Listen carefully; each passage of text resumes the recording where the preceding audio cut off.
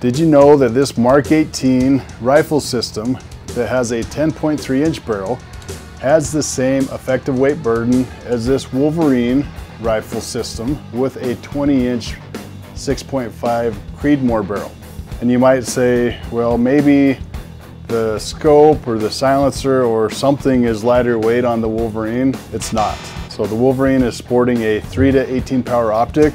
The Mark 18 has a 1 to 6 power optic. The Wolverine has a 30 caliber Huxworks suppressor. The Mark 18 has a 5.56 Huxworks suppressor that's shorter and lighter weight. The Mark 18 has lighter weight 5.56 ammo in the magazine. The Wolverine has 6.5 Creedmoor heavier ammunition. So how in the world is the effective weight burden of the Wolverine the same as this Mark 18? Well, we're going to get into that, and I'm going to teach you how to calculate the effective weight burden on your own rifle systems so that you can enhance your mobility in the field when you choose your next rifle system purchase.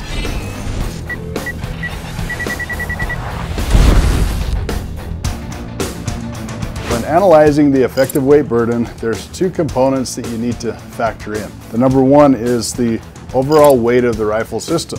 Secondly is the rotational torque weight of the rifle system.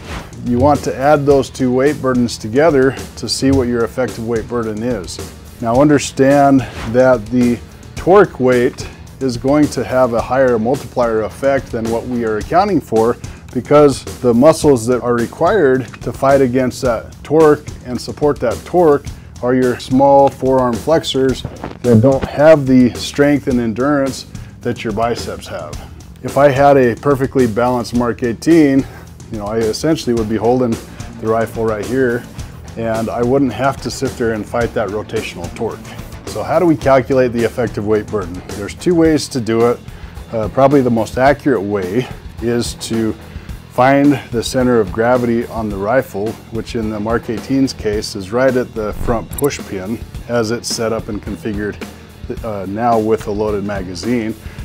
And you take that weight in pounds, you multiply it by the distance in inches to the point of stability, which is the center of the pistol grip, and then divide that number by 12. And that will tell you what the rotational torque value is for each of your rifles. In the Mark 18 rifle system that I have here, it weighs 9.4 pounds, and you have a distance to the point of stability of 6 inches.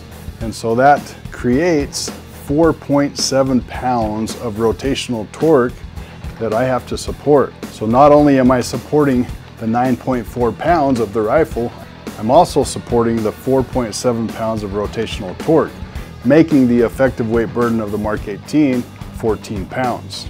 The second way you can calculate the effective weight burden is you can level your rifle parallel to the ground and put the end of the muzzle on a scale, and the pressure or downward pressure of the muzzle will tell you what that leveraged weight is, and then you can measure the distance from that point to the point of stability and run the same calculation. So in the Mark 18's case, then the muzzle weight is 2.7 pounds when we did this, and the distance is 22.5 inches from the end of the muzzle to the center of the pistol grip.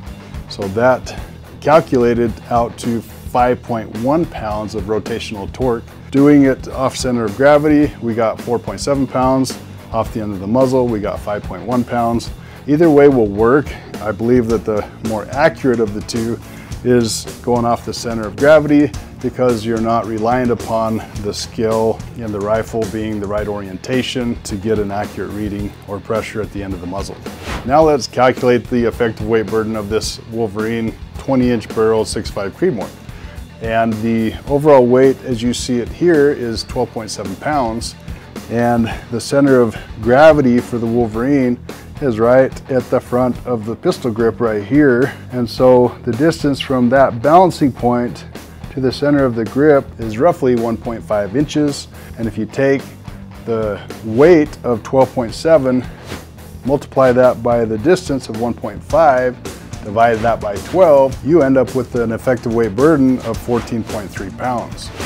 Now let's calculate the effective weight burden of the XM7 rifle.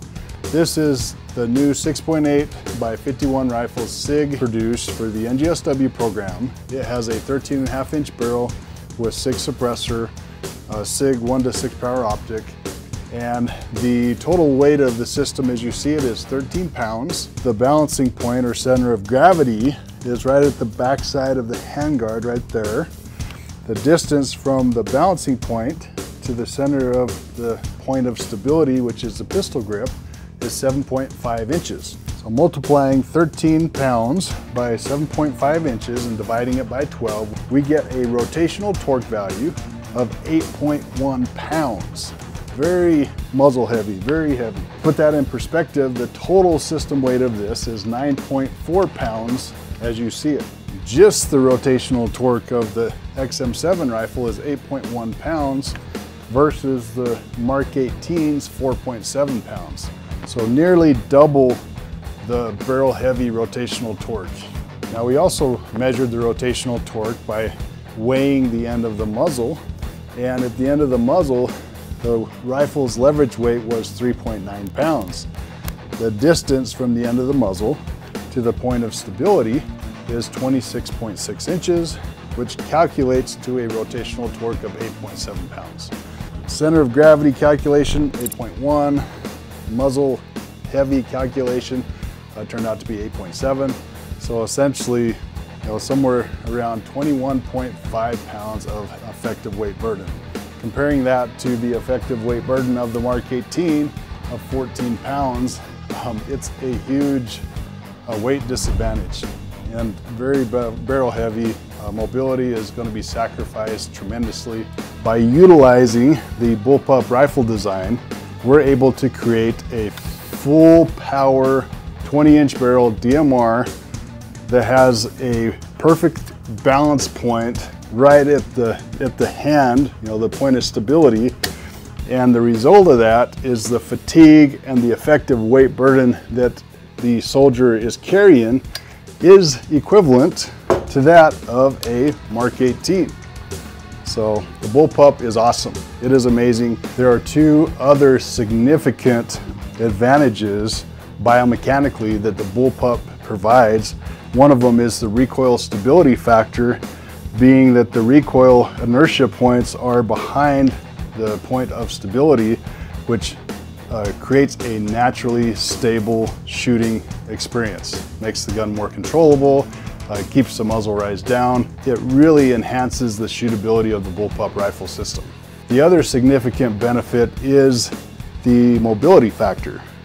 With the rifle being shorter, you're not fighting all of the disadvantages of a long system, the geometry of a long system, fighting the weighted leverage disadvantage of a long system.